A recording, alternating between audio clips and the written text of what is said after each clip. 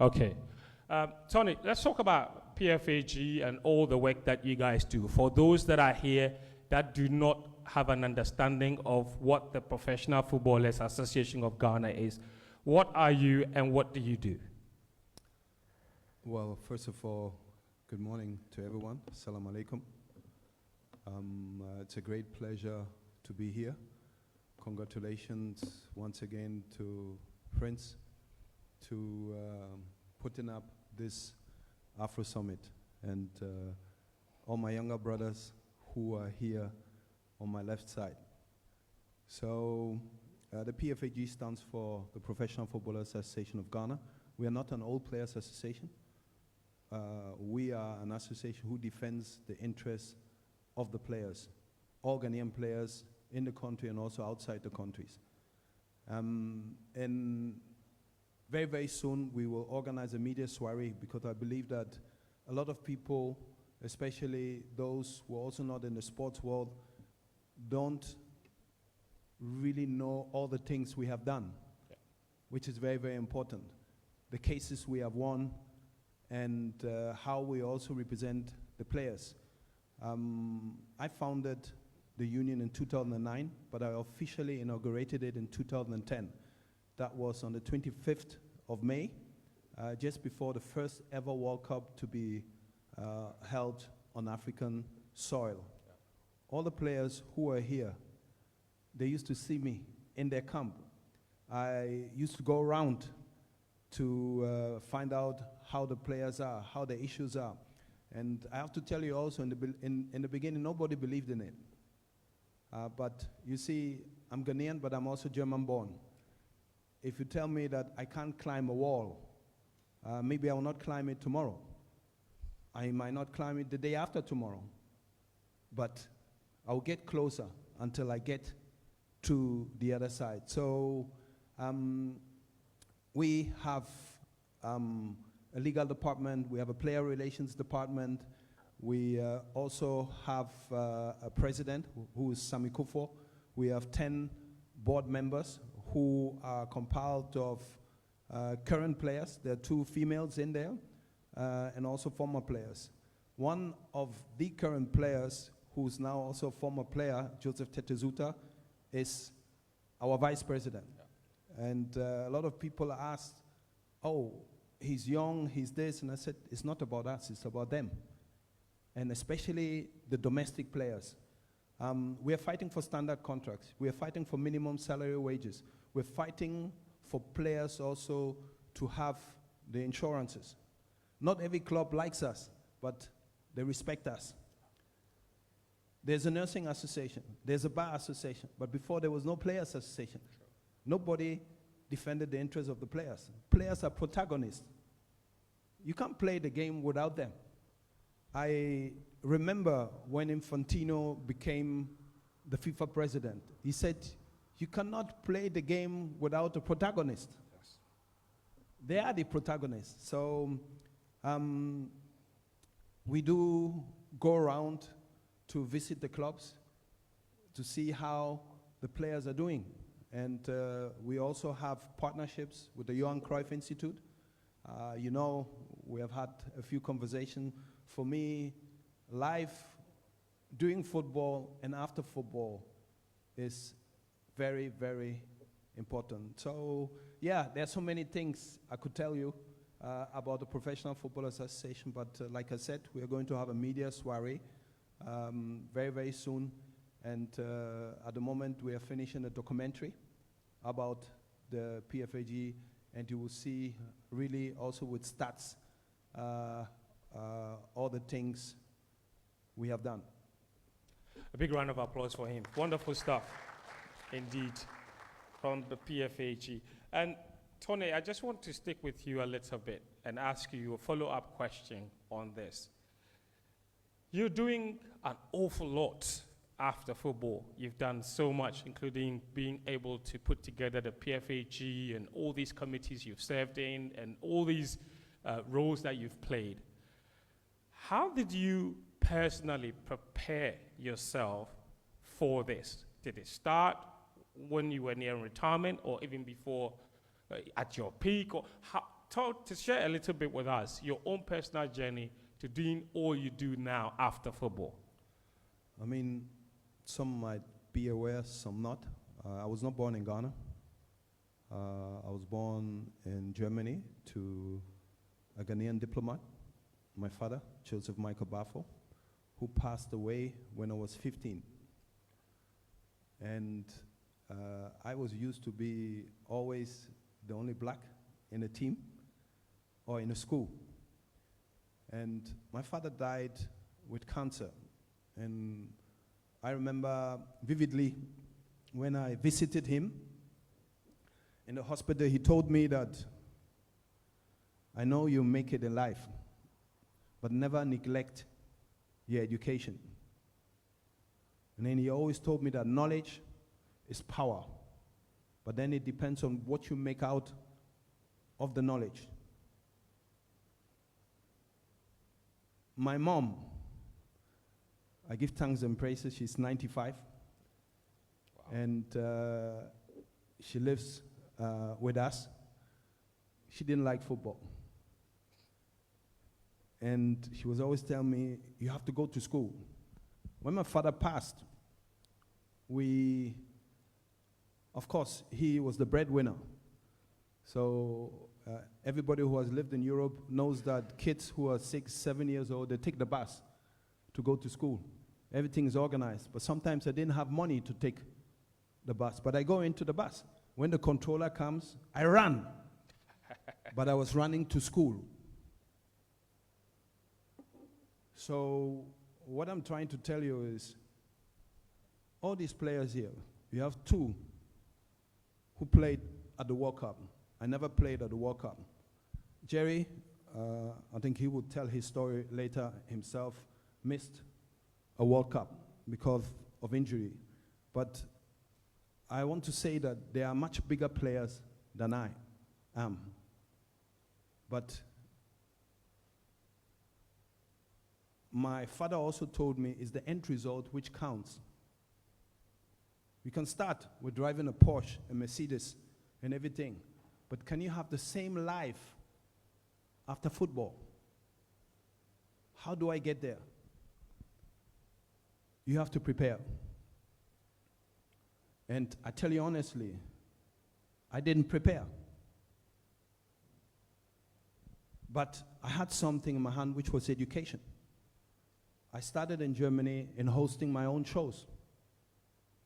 I was also one of the first blacks on national TV, since I speak better German than the Germans themselves. And I'm very confident with that. Derrick was in Germany. He witnessed it. But what I want to try and tell you is, then later on, I took courses. Because when we sign our first contract as a professional footballer, we think it will never end. One very important thing is your surroundings. Your wife, girlfriend. These are normally your backbones. I'm married since 30 years. And I give thanks and praises to that. My wife is my backbone. Before, we used to call our mothers first. But when you get married, when you're in camp, you call your wife, and then you call your mother to get the blessing. But again, when I was hosting various programs on TV, I liked it. But then I was also organizing all the blacks and the foreigners who were there. I was organizing events with them, also with the former players. Then I saw something that I have a good hand for coordination. You just said I was a match coordinator. I was a general coordinator. That is something different. Sure. Match coordinator is one single match.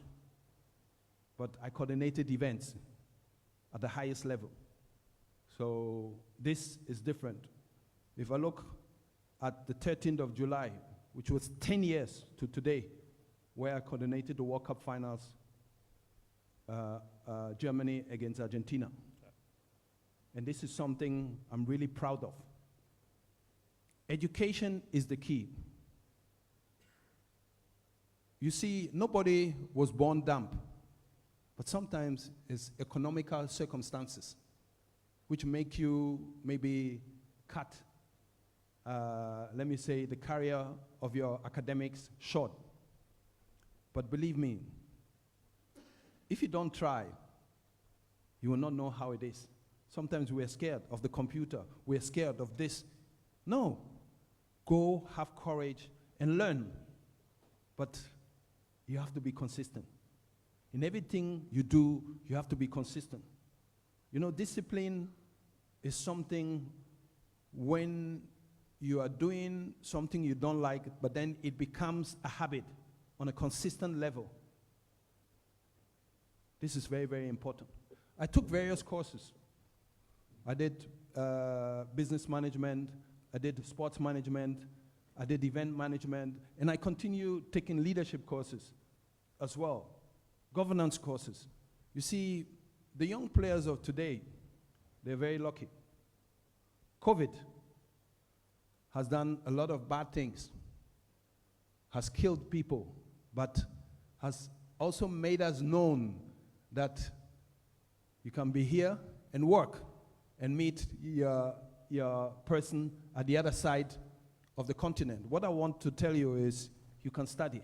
If you have the time to be on Instagram for 2 hours, you can dedicate 1 or 2 hours per week also to do online studies. And that's what I'm encouraging the footballers of today to do. You have that time. Don't wait until you finish. Do it during your career. So let me tell you, education, discipline, focus, perseverance was the key for me. Thank you. Thank you, Tony. A round of applause for him. What a story. What a story. And I'm very glad that there are lots of club administrators here, even if not necessarily a lot of footballers. So they will take this back to their various clubs and help educate the players on all the things we are talking about here. Alongside what Tony and PFAG are doing, it's also incumbent on a lot of the club administrators here to take this message back to your clubs and help your players prepare for life after football. Tony, I'm glad you mentioned education. I wanted to add something. Yeah. Why you spoke about domestic clubs. They are telecommunication companies, right? They are insurance companies. There are certain clubs who have a sponsorship. They deal with them. I remember in Germany, you all heard of Baffour. Baffour produced a lot of drugs, medicaments. They have a factory. Now they're going even more into science. When I was a young player, I had an offer from Cologne and from Baffour Leverkusen. They said that you can do your apprenticeship here. So you work from 8 to 1 or 2, and then you can go to training. So there's something we should also introduce here. MTN, telecommunication, Airtel, or whatever. You can tell the players they can do their apprenticeship. So, because here in Ghana, when you play in the local league, you cannot be that rich. Let's call a spade a spade. But they can do an apprenticeship over there, or you can become an insurance broker, or whatever. Yeah. So we should, I think, also encourage them to do things like that, to combine. You don't need to be there full time, but you can have an arrangement that at least 2, 3, 4 hours a day. Yeah. So this is what I wanted to add. Yeah, very important point. Thank you. Very important point. So apprenticeship, internship, attachment, same thing. So if you have a sponsor, you can negotiate for an attachment for one of your players who has an interest in that area. Why not? It's possible. Speaking of education, I want to bring Derrick in right now because, I mean, Derrick, you work with Right to Dream now, with an academy that combines, I think there's a microphone beside you. Yes. That, yeah. Put it, is it on? It's on now. Yes, there you go. That Derrick, you work every day with what you see at Right to Dream, combining education with football. Tell me about the main differences between what you see now, the system you deal with now, and what you were used to or what you had to deal with growing up, and what the impact of your own background has on what you're currently going through now at Right to Dream. First of all, I want to say good morning to everyone here. I'm very happy to be here. It's a very good platform for us to experience and share our thoughts in the game. We all love the game. The game has given us so much that we are really, really happy for. Like you said, I work with Right to Dream as a scout. For the past 5 years now, I've been working with them, and they have helped me a lot to grow as a human being, as a footballer, and as a scout. You know, during my career, it's all about football. I prepare myself for the game. But when I become a scout, you know, it's different because I have a lot of kids. They are looking up to me, and I have to be a role model for them. And like, it's difficult. We were saying something about like preparing life after football. Yeah. It's really, really difficult.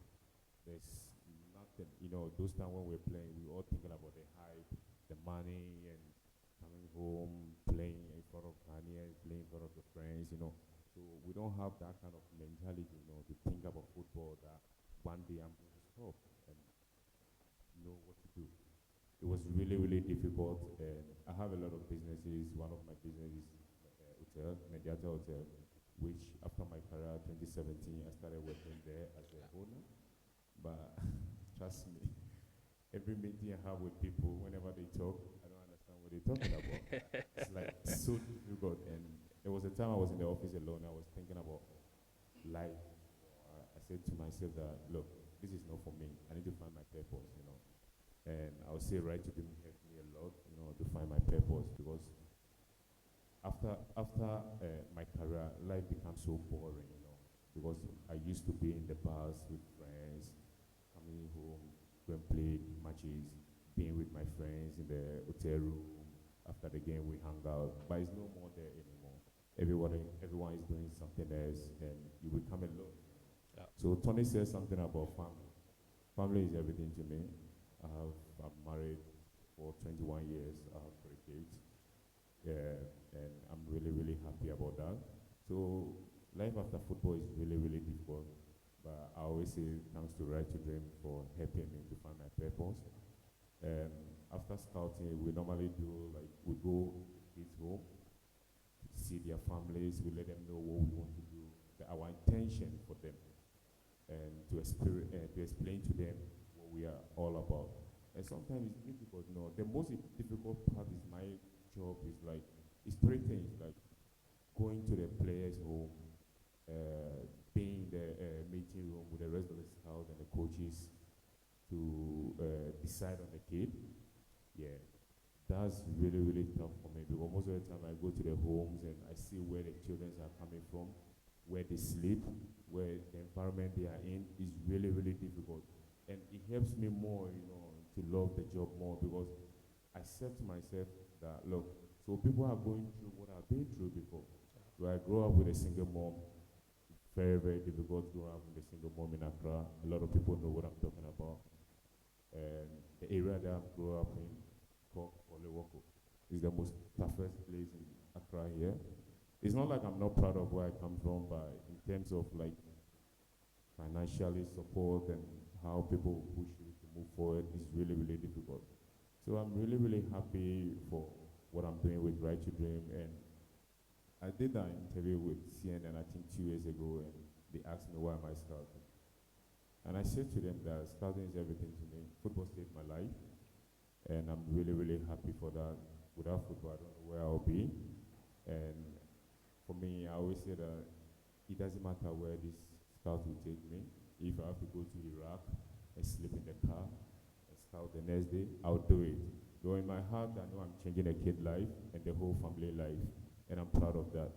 And I'm happy to do it all the time and time and time. Working with Right to Dream is everything to me. Yeah. So it's not about just football, we are bigger than that. Football, character, and education. Because sometimes people say, I love the way he plays, but I don't like his character. Now it's no more there anymore.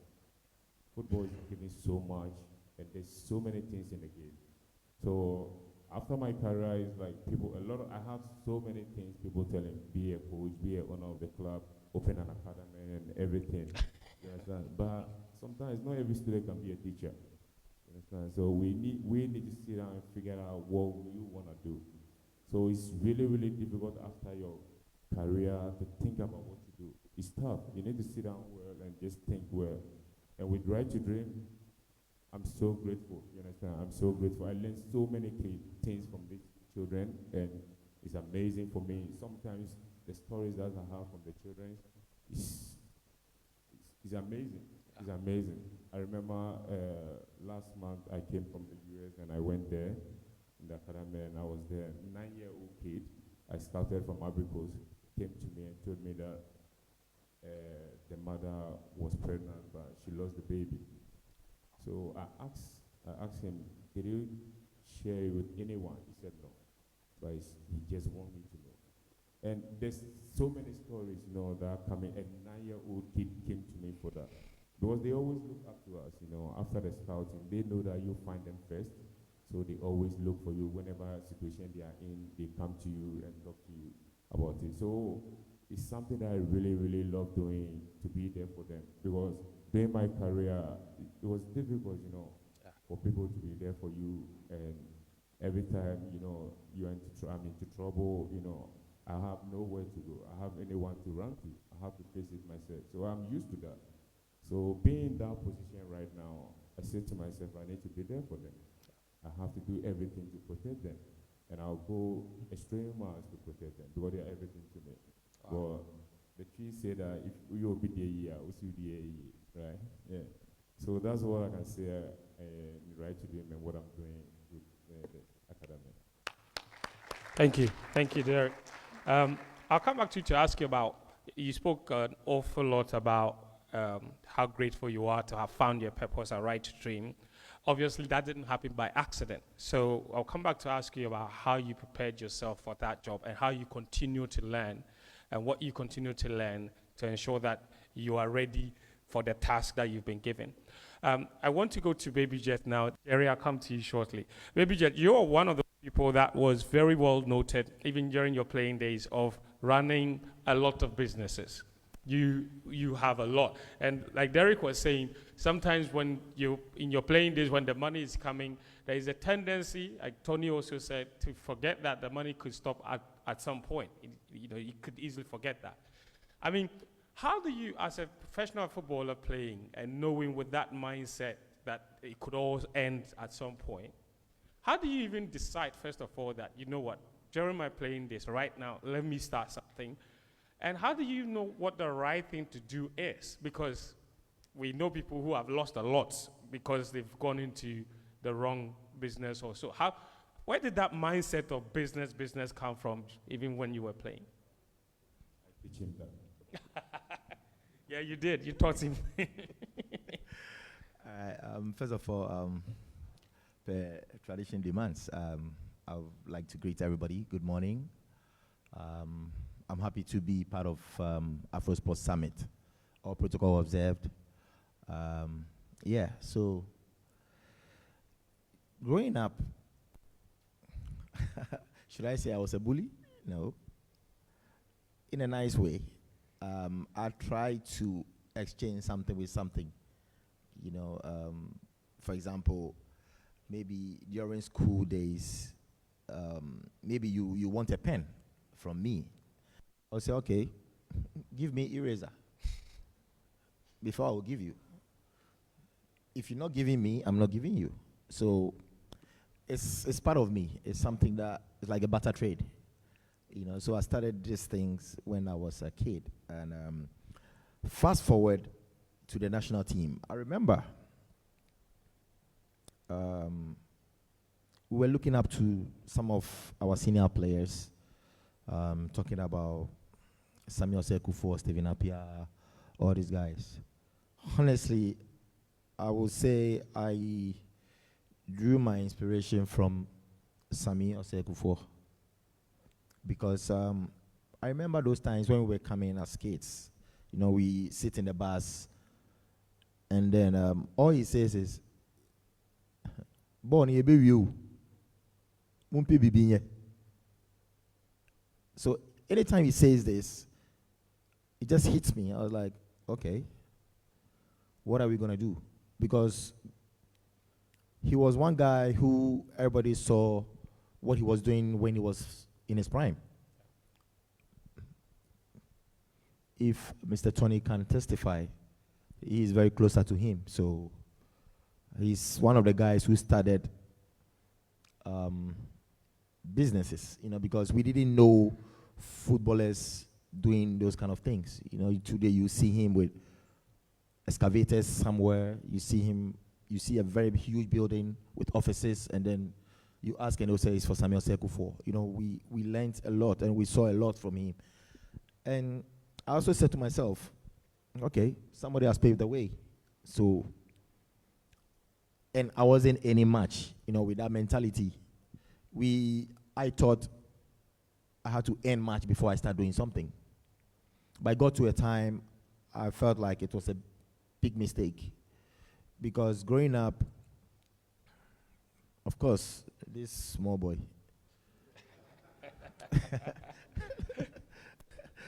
Okay, yeah, he's one of the guys who took care of me. When I went to my first trial in Europe for Panathinaikos, he was already all over the place. He was one of the youngest Ghanaians to play in a Champions League. Yes.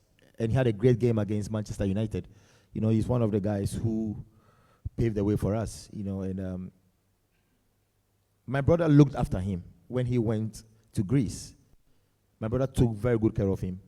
And then he was like, okay, let me also take good care of Asamaoh because of what his brother did.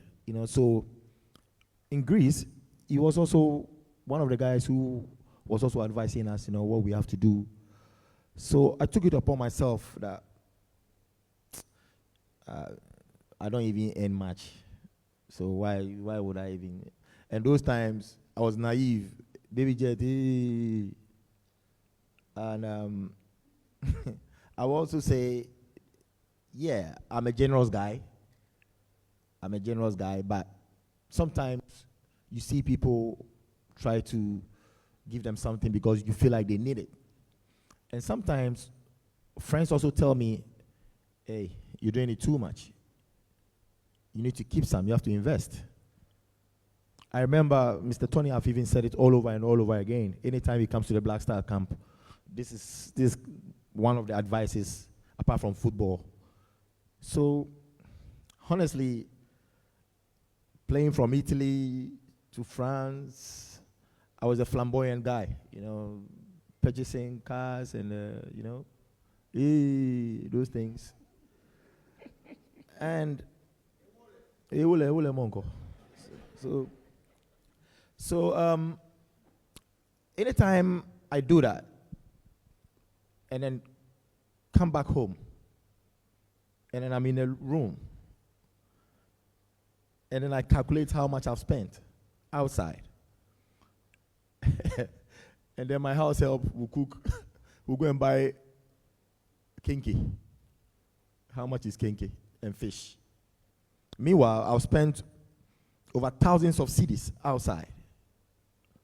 I'm not saying it's not good to give. It's good to give back to the society. But I'm trying to say, as football players, we don't think about tomorrow. This is the topic we want to treat right now. We don't think about our future because we feel like we are earning every month, a lot of money. And then sometimes you in your salary, you buy a car. And then it will become like a challenge. Okay, he bought this car, let me also buy this. So it becomes like a challenge for all this, for our colleagues, and we know it. When I got to England, my brother called me and he said, listen, it's time to invest. Let's try and build something. That was when everything started. And then the rest was history. You saw a lot going on, and I even had to go beyond football to invest in other sports. I invested in boxing. You know, and sometimes when there are criticisms, people say, oh, you these blaster players, you are taking taxpayers' money. I just sit down and laugh. Because I don't want to talk about other colleagues. They have done what they have to do. But I always say, I've also injected money into the economy with my businesses. I don't want to mention figures, but in other way around, all I want to say is, footballers, we have a very short career. Football is a temporary job.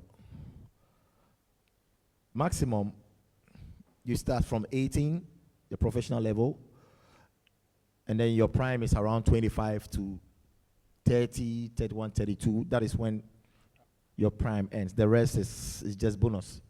So around this time, and if maybe God says you have another 60 years to live, how are we going to manage it? So these are all things I was just thinking about. I was like, okay, I'll just invest in anything. I'll try and invest in real estate because I had the resources. When somebody comes, you say, hey, let's invest in this. Before, I won't say I didn't make mistakes. I made a lot of mistakes. But it comes to the territory because, as Mr. Tony said, if you don't try it, you don't know what is in. So I did a lot of investments. Some went wrong. Some benefited. And here we are now. Sometimes people even see me as a businessman more than even a footballer. So I'm always grateful for that because when you mention Asamaoh Gyan, a lot of things come to your mind, and then people say, oh, he owns this is for him, this is for him. Sometimes I also feel proud of myself, like, hey, I'm also a CEO. I didn't go to the university, but at the end of the day, I had a mom who was very strict, who was an headmistress, who took care of us well. And I always say I came from a home, very, very humble home. And here we are now. Thank you. Thank you. Put your hands together for him one more time. You know, you mentioned the aspect of giving back to the economy. And I remember very famously that press conference after the 2014 World Cup when he made this exact same point, that he has businesses that are employing people, and Ghanaians got angry. We don't like the truth, but the truth is one. The guy has businesses. He has said he has businesses. You are angry. But one thing I've picked up, so Tony stresses the importance of education and the need to even start while you're still playing. Derrick stresses the importance of finding your purpose. Not everything is for everybody. So you need to find your purpose. Discover what works for you. Gyan talks about investment. Now, if there's one person that knows all about sacrifice and knowing just how fleeting a football career can be and how everything could come crumbling down in the twinkle of an eye is Derrick Akaminko. But this man has come from adversity and he's thriving like never before. And every time I see him, my heart is pleased because instead of being bitter, he's turned an opportunity, what looked like tragedy, into a great opportunity. And just like Gyan, he's also giving back with all his businesses. So Jerry, look, I want to ask you, at what point, and talk to me about support. You know, Derrick mentioned the importance of family support. Tony mentioned the same thing. Gyan mentioned the same thing. His brother was the one that called him and told him, hey, it's time to invest. Tell me about the people you have around you and how that has helped you prepare for life after football. Because your life after football could have taken a completely different turn. Thank you. Good morning, everyone. I'm grateful to be here. I've seen lots of old faces I've not seen for years. Especially from my former team manager, Mr. Kofi. I'm happy. Motivation and feeling to play football. And then lucky enough, we had a pitch around. We could play from morning to evening and then all that.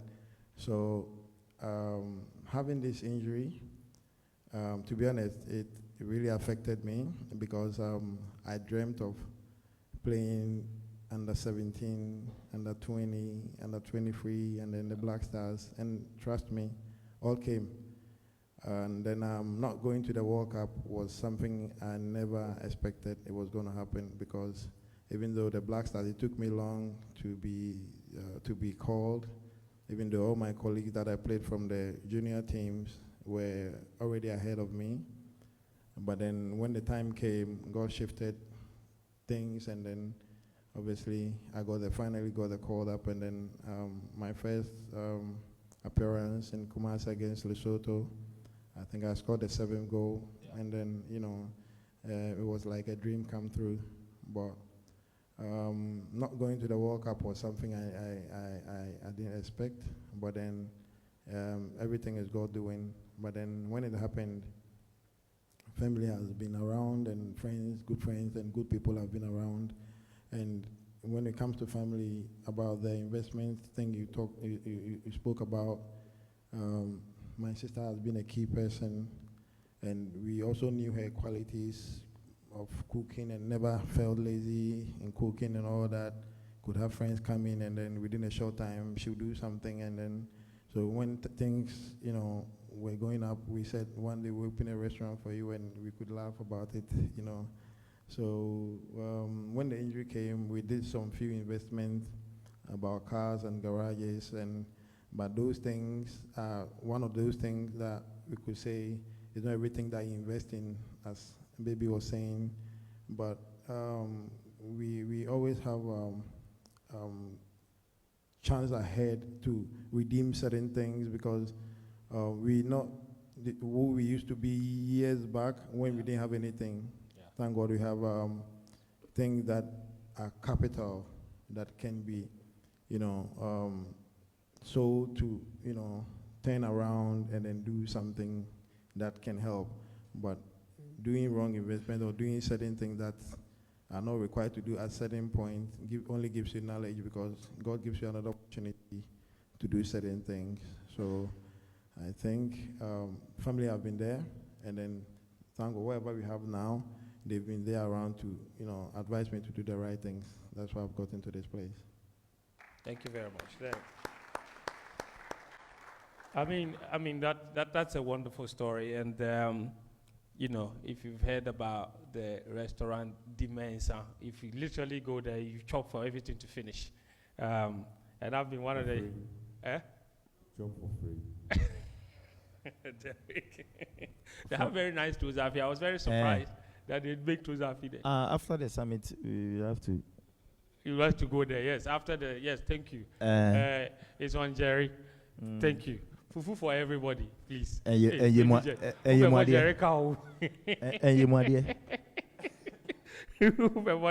So as a businessman, you have to advertise your place for them to go. You have to. Yeah. And for mentioning their name, me too, I deserve something. All right. Let me take one round of questions again. And then I know that you guys have very busy schedules. So, Tony, I'll come back to you about the transformation that players go through between when they're playing actively and when they retire. You spoke about all the things they can do during that process up to the point when they retire. Speak to me about the handling the psychological aspect of not actively playing again. I think Derrick touched on it, that he became very bored when he stopped playing. He didn't know what to do with his time. How do you do that transformation and make sure that even after you hang up your boots, you don't find yourself idling about and then find yourself into other things that you're not supposed to? How do you ensure a certain consistency in your daily routine? You see, one thing which is very important is you're doing a reality check. And for me, my life has always been very simple, but I always paid attention to details, which equals quality. what I'm trying to tell you is if I have size 45, I don't wear size 47. And I am not in competition with anyone. Today, I still do a lot of sports. I take good care of my health, which is also very important. It can affect you psychologically. If you are maybe bitter over something and you're not healthy too, these are already two things which don't work. That's why I'm saying when you come to the end of your career, the surroundings, again, is very important. You know, not everybody will tell you the truth. You look at me, I don't have a lot of friends, close friends. I have my friends since 25, 30 years, very close. And I have mentors who are grown, who will not tell me, do this, do that. They will give me options. And that's the same way I do with the younger generation. You know, today a lot of players call me and ask me about life after football. So I tell them, start a course. Because one thing you must not forget, you cannot only be a coach. Coaching is one aspect. Yeah. He spoke about the business side. Derrick has a business, but he said it's nothing for him. Yes. But he tried. He looked at it. So he shifted. And talking about him even, when you're a scout, sometimes you sleep at very modest places. You go to the rural areas. For him to really say, no, this is what I want to do, it's fantastic. So, once again, it's very important to do a reality check and have key people around you. I don't think it's difficult to get advice from successful business people. Asamaoh Gyan mentioned Sammy Kufo. You all know that Sammy knows Despite and Specialized. Yes. They love football. What does it take you as a player to knock on their door? He says, sir, I want to invest in this and this. Or somebody like, what's his name, Ibrahim Mahama, for instance. They don't need no money from you, but they love football. There's Sir Jonah, for instance, people who were all in football. I don't think it will cost you anything. Me, what I will never do is when a young person comes to me, a young player comes to me, and he has money, he said, I want to invest it in a business, can you help me? I said, no, I'm not an expert. Because when it goes wrong, they will say, it was you. Once again, I don't do things which whom or what I cannot identify myself. I'm calm, very grounded, but very outspoken at the same time. But I don't make a lot of noise. But when you come to me, what you see is what you get. So I'm saying this for the third time. You have to make a reality check. And when you have close friends, they will tell you the truth. I say, Chale, you are slow. You can't move anymore. One more year, it will be tough. But it's not easy to make that decision because you love it. And then people ask me, what are you missing? Or what did you miss? Then I told them, the atmosphere, being in a dressing room, and the smell of the grass.